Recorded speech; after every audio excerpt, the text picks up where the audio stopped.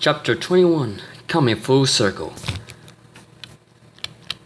Sierra and Iris had finally made it to the command room, like they had been ordered to do, and looked around. Cygnus sat in the commander's chair looking extremely serious. Once Ayla arrives, I will get down to why I called you all back here so quickly, Cygnus explained, his expression unchanging. What about Violet? Iris questioned. Right now, Axel needs her more than we do, the commander replied simply. The Quincy Kill and the former Rebel Force member exchanged a small glance with one another. Before another word could be said, the door to the command room opened once more and Ayla stepped in. Alright, now that you're all assembled, Cygnus started. Not quite. Planning something without me, Commander, came Shadow's voice, speaking the word commander like it was something laughable. The mysterious hooded Reploid appeared in the center of the room, earning a look of annoyance from the Maverick Hunter, Commander-in-Chief.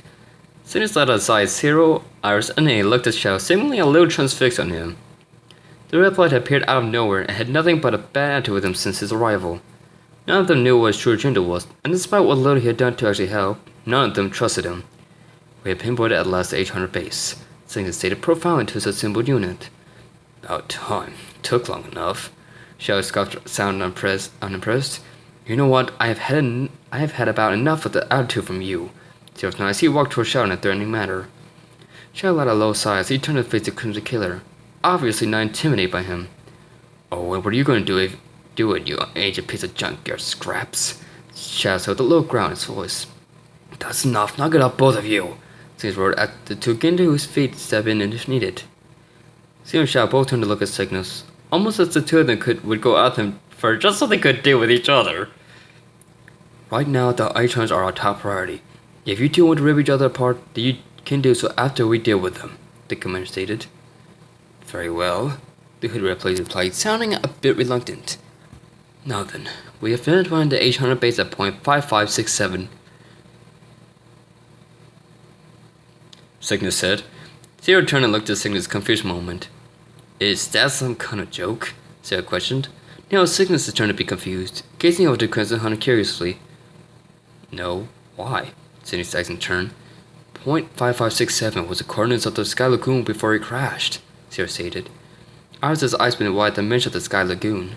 It was the very thing that had triggered the war between the Maverick Hunters and Rebel Force. I remember reading the old reports on that.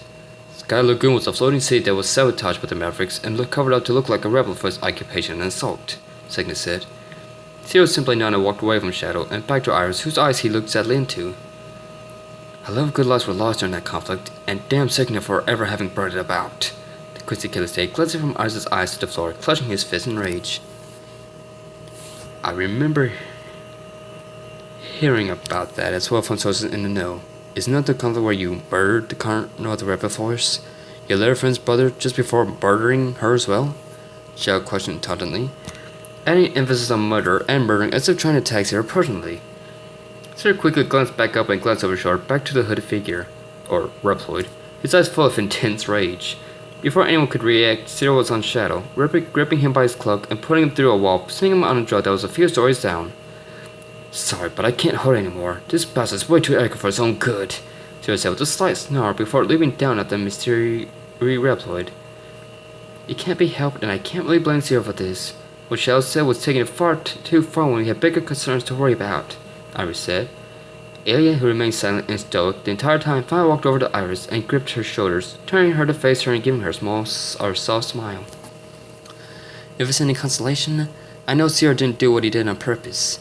X told me the story a few times since he was personally involved, and I read the report just like Commander Cygnus. I know Zero's a good guy and understand why you care so deeply for him, he said, trying to reassure the obviously upset Reploid. Iris smiled back at her, giving the navigator a confident nod. Well, you have to admit that we definitely chose two of the most interesting rebels to fall in love with. Iris said with a small chuckle. A looked a little pained at the comment since X was now gone, but she understood Iris' intent. I agree with you 100%, sister, Ayla said. All the while, Cygnus just stood there looking like he was trying to keep his cool. There were other more important matters that needed to be attended to, such as assaulting the 800 base and dealing with them once and for all, and there was some serious dissension upon his amongst his ranks, something they could ill afford to have going against such deadly opponents. Well, here it is, ladies and gentlemen, the first promised update to this fanfic. I know this is simply a rewrite of an already done chapter, but after a near 2 years absence, I did a reread to catch myself back up on my own plot and refresh my memory, and I felt this rewrite made a little more sense and helped to move the plot along a little more smoothly. Plus, it helped me get back into my writing state of mind, lol. I plan to try and keep up with the story at this point, and add future chapters now that I'm back in the gist of it, instead of doing rewrites to its conclusion, depending on what all happens to life between now and when I start college, of course. As always, I encourage you to R&R no matter if it's good, bad, or ugly. Even the bad reviews help to make me a better writer. That's all from me for now. That's all from me for now. Till next time, my peeps.